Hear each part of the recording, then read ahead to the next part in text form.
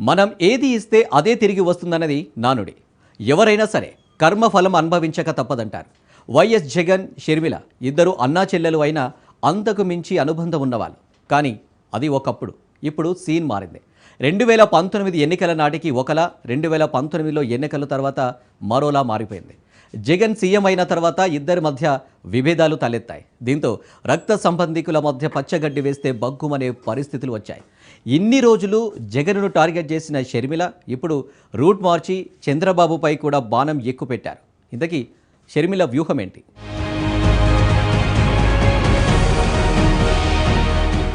YS Rajasekhara Reddy తనయుడు YS Jagan జనం మెచ్చిన నేతగా పేరు తెచ్చుకున్నారు. 2019 ఎన్నికల్లో పాదయాత్ర చేసి ప్రజల గుండెలో చెరగని ముద్ర వేసుకున్నారు. అవసరాలకు అనుగుణంగా రాజకీయాలు చేయడం వైఎస్ జగన్మోహన్ రెడ్డికి చేతకాదు.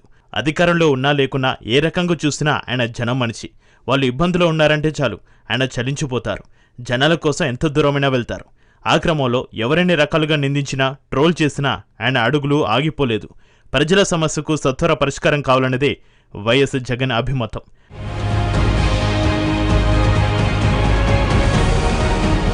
ఆయన తోడుగా, ఆయన ఆశయాలకు చేదుడుగా జగన్ సోదరి వైఎస్ షర్మిల 2019 ఎన్నికల సమయంలో నిలిచారు. అన్న వెంటే అడుగులు వేశారు. కానీ ఎన్నికల తర్వాత జగన్కు షర్మిలకు మధ్య గ్యాప్ పెరిగింది. జగన్ సీఎం అయిన తర్వాత వారి మధ్య విభేదాలు తలెత్తాయి. దీంతో సీన్ మొత్తం రివర్స్ అయింది. వైఎస్ షర్మిల తెలంగాణలో పార్టీని పెట్టినా జగన్ సహకరించలేదు. నాటి వైసీపీ నేతలను ఒక్కరిని కూడా ఆ పార్టీలో చేరనివ్వకుండా అడ్డుపడ్డారు. అదే సమయంలో తన సోదరుడు జగన్పై అక్రమ కేసులు బనాయించి జైల్లో పెట్టించిన కాంగ్రెస్తో వైఎస్ షర్మిల చేతులు కలిపారు. తన పార్టీని కాంగ్రెస్లో విలీనం చేశారు. జగన్ అధికారంలో ఉన్నప్పుడు వైఎస్ షర్మిల డిమాండ్లకు తలగ్గేది లేదని, ఇద్దరి మధ్య దూరం పెరిగిందనే వారు కూడా లేకపోలేదు. ఇరు పార్టీలపై విమర్శనాస్త్రాలను ఎక్కుపెట్టింది. ఒకప్పుడు అన్న కోసం పనిచేసిన ఆ చెల్లెలు నేడు మాటల తూటాలను విసురుతోంది.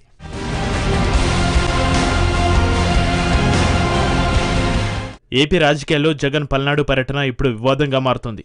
జగన్ పర్యటనపైన ఆంక్షలు విధించినా ఇంతమంది జనం రావడం ఏంటని పీసీసీ చీఫ్ షర్మిల ప్రశ్నిస్తున్నారు.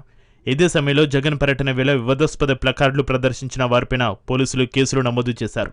ప్రభుత్వం తన పర్యటనపైన ఆంక్షలు విధించిన కారణంగానే పెద్ద సంఖ్యలో కార్యకర్తలు తరలివచ్చారని జగన్ చెప్పుకొచ్చారు.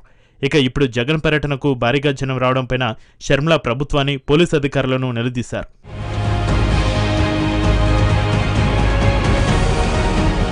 జగన్ పల్నాడు పర్యటనపైన పీసీసీ చీఫ్ షర్మిల విమర్శలు చేశారు.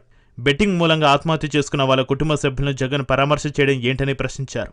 జగన్ ప్రజల సమస్యల మీద పోరాటం చేయాలని, బల ప్రదర్శనలు కాదని పేర్కొన్నారు. జగన్ బీజేపీకి దత్తపుత్రుడు కాబట్టి అన్ని అనుమతులు ఇస్తున్నారని మండిపడ్డారు. దగ్గరుండి బల ప్రదర్శనలు చేస్తున్నారని షర్మిల ఆరోపించారు. ప్రజా సమస్యల మీద పోరాటాలు చేసే కాంగ్రెస్కి మాత్రమే ఆంక్షలు విధిస్తున్నారని చెప్పుకొచ్చారు. జగన్ పర్యటనలకు ఎందుకు ఆంక్షలు లేవో చంద్రబాబు సమాధానం చెప్పాలని షర్మిల డిమాండ్ చేశారు. ప్రజా సమస్యలపై పోరాటాలకు ఆంక్షలు కాంగ్రెస్ పార్టీకేనా అంటూ నిలదీశారు.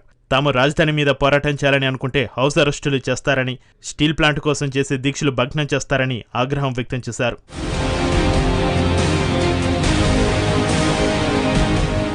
జగన్ దగ్గర బాగా డబ్బులు ఉన్నాయనా చంద్రబాబు సమాధానం చెప్పాలన్నారు. జగన్ బల ప్రదర్శనలో ఇద్దరు చనిపోయారన్నారు.